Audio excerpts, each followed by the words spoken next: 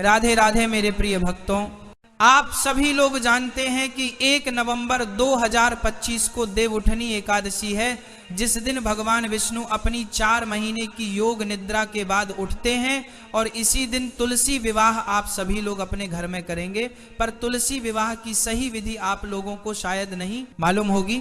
देवउठनी एकादशी के दिन से शुभ और मंगल कार्य होना भी शुरू हो जाते हैं और तुलसी विवाह आप देवउठनी एकादशी के दिन से कार्तिक की पूर्णिमा के दिन किसी भी एक दिन कर सकते हैं, पर सबसे विशेष देवउठनी एकादशी का ही दिन माना जाता है।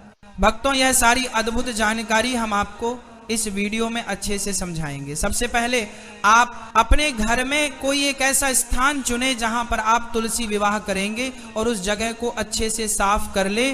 मेरे प्रिय भक्तों, अब वहां पर एक चौकी रख लें और तुलसी जी का जो पौधा आपके घर में है उसे भी वहां पर लाकर रखें और वहां पर एक रंगोली भी याद से बना लें।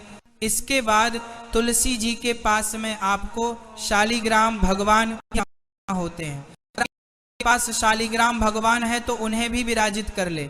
अन्यथा आप एक विष्णु जी की कोई फोटो या तस्वीर लेकर उसे चौकी पर पीला कपड़ा बिछाकर रख ले। महाराज, अब थोड़े से सफेद तिल का आसान देकर आप कलश की स्थापना करेंगे, क्योंकि एकादशी के दिन चावल का प्रयोग नहीं किया जाता है। कलश में जल, सुपारी, सिक्का, हल्दी, तिल और फूल आप डाल देना और ऊपर से आम के पत्ते सजाकर नारियल रख देना। इसके बाद आप लोग गणेश जी की स्थापना करेंगे। यहाँ पर आपकी पूजन की तैयारी पूरी हो जाती है और अब हम लोग भगवान से हाथ जोड़कर प्रार्थना करेंगे कि आज हम आपका विवाह कराने वाले हैं, तो हमसे कोई गलती हो तो उसके लिए आप हमें क्षमा करें। मेरे प्रिय भक्तों, अब सबसे पहले एक लोटे में जल लेकर हम सभी भगवानों पर थोड़ा सा जल छिड़क देंगे शुद्धिकरण के लिए। इसके बाद आप एक देसी गाय का घी का दीपक जलाकर भगवान के सामने रख देंगे। अब सबसे पहले आप गणेश जी की पूजन करेंगे, जिसमें आप उन्हें रौली, कुमकुम से तिलक और जानेऊ और वस्त्र स्वरूप कलावा भी समर्पित करेंगे। इसके बाद गणेश जी को फूल और भोग भी आप समर्पित कर देना। उसके बाद आप कलश की भी पूजन कर देना। महाराज, अब हम विवाह की रस्म शुरू करेंगे, जिसमें सबसे पहले हम हल्दी की रस्म करेंगे और थोड़ी सी सूखी हल्दी लेकर उसमें दूध मिलाकर उसका पेस्ट बनाकर सबसे पहले 5 बार शालिग्राम भगवान को हल्दी लगाएंगे और उसके बाद में यही हल्दी तुलसी जी को हम 5 पर वापस से लगाएंगे। यहाँ पर हल्दी की रस्म पूरी हो जाती है। भक्तों, इसके बाद हम लोग मेहंदी की रस्म करेंगे। उसके लिए भी आप थोड़ी सी मेहंदी घोलकर या कोण लेकर 5 बार शालिग्राम जी को मेहंदी लगाएंगे और फिर यही मेहंदी तुलसी जी को हम 5 बार लगाएंगे। भक्तों, इसके बाद में हम शालिग्राम जी को चंदन से तिलक करेंगे और तुलसी जी को रौली कुंकू से तिलक करेंगे। अब थोड़ी सी सफेद तिल शालिग्राम जी और तुलसी जी को हम चढ़ा देंगे और इस दिन चावल का प्रयोग ना करें, क्योंकि देवउठनी एकादशी का दिन रहेगा। भक्तों, जब शालिग्राम जी को जाने और कलवा आप चढ़ाएं और तुलसी जी को चुनरी उठाएं। महाराज, अब हम वरमाला की रस्म करेंगे, जिसमें सबसे पहले हम तुलसी जी को एक फूलों की माला छुआकर शालिग्राम भगवान को पहना देंगे। इसके बाद दूसरी माला शालिग्राम भगवान को छुआकर तुलसी जी को आप पहना देंगे। अब आप तुलसी जी को 16 श्रृंगार की जो सामग्री होती है वह चढ़ाएं। अब हम लोग गठ जोड़े की रस्म करेंगे। इसके लिए हमें एक पीला कपड़ा लेना होगा। आप इस पीले कपड़े में सुपारी और सिक्का रख सकते हैं और ये कपड़ा आप शालिग्राम जी को उड़ाकर तुलसी जी की चुनरी से इसको बांध देना। भक्तों, इसके बाद हम फेरे की रस्म करेंगे। इसके लिए कोई पुरुष शालिग्राम जी को उठाकर तुलसी जी की परिक्रमा कर सकता है, अन्यथा आप एक नारियल लें और उसे शालिग्राम और तुलसी जी के ऊपर से 7 बार घुमा दें और आप जैसे भी फेरे कराते हैं वह 7 फेरे आप लोग करा लें। मेरे प्रिय भक्तों, इसके बाद हम सिंदूर दान करेंगे। इसके लिए एक सिक्के में थोड़ा सा सिंदूर लेकर शालिग्राम जी को छुआकर तुलसी जी में समर्पित करना है और बाद में यह सिक्का तुलसी के गमले में ही आप रख दे। अब हम लोग कन्यादान की रस्म करेंगे।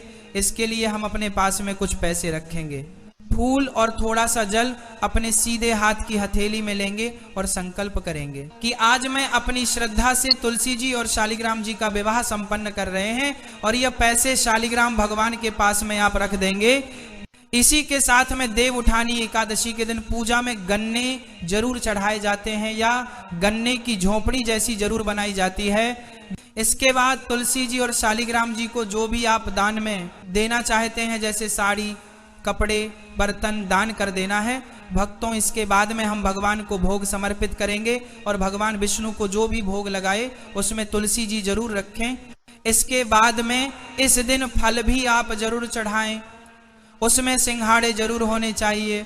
उसके बाद आप 1 लोटा जल भगवान के पास में रख देंगे और उसके बाद में आप तुलसी विवाह की कथा सुनेंगे और हाथ में तिल और फूल लेकर ही कथा सुनेंगे। फिर यह तिल और फूल आप लोग जल की लोटे में चढ़ा देंगे। महाराज, इसके बाद में हम तुलसी जी की परिक्रमा करेंगे। आप चाहे तो 1, 5, 7, 11 या 108 परिक्रमा भी कर सकते हैं। इसके बाद हम भगवान को धूप दीप दिखाएंगे और फिर अब हम आरती करेंगे। आरती के लिए आप अलग से कपूर जलाकर या दिया जलाकर गणेश जी, शालिग्राम और तुलसी जी की आरती कर सकते हैं और सभी भगवान से आप प्रार्थना करेंगे। आरती होने के बाद लोटे में से थोड़ा सा जल लेकर हम पूजा स्थल पर वार देंगे। पूजा में चढ़ाई गई चीजों का प्रसाद सभी में बांट सकते हैं और यह चौकी हम अगले दिन उठाते हैं। भक्तों, कलश का जल आप अपने पूरे घर में छिड़क देंगे या किसी पेड़ में डाल देंगे। इसके बाद में तुलसी जी और शालिग्राम जी को चढ़ाए गए सामान का आप सभी का दान करेंगे। यह दान आप किसी पंडित जी को कर सकते हैं या किसी तरह के जरूरतमंद व्यक्ति को भी कर सकते हैं। भक्तों, जिसके बाद में अगर शालिग्राम जी आपके ही थे तो आपके ही घर में शालिग्राम जी और तुलसी जी रह जाएंगे। अगर किसी दूसरे के आप लाए थे तो जिसके शालिग्राम जी थे उन्हीं के यहाँ पर आपको तुलसी जी भी देनी पड़ेगी। तुलसी विवाह करना बहुत ही शुभ माना जाता है। आपको अपने घर में तुलसी विवाह जरूर करना चाहिए। आप चाहे तो किसी पंडित जन को बुलाकर भी यह विवाह कर सकते हैं। मेरे प्रिय भक्तों, इसी तरीके से आपको अपने घर में रहकर सरल तरीके से यह तुलसी विवाह करना है। अगर अभी भी आपके मन में तुलसी विवाह को लेकर कोई प्रश्न है तो वो आप हमसे कमेंट करके पूछ सकते हैं। पर आप हमारी यह वीडियो कहाँ से देख रहे हैं, कमेंट में जरूर बताएं। राधे राधे मेरे प्रिय भक्तों।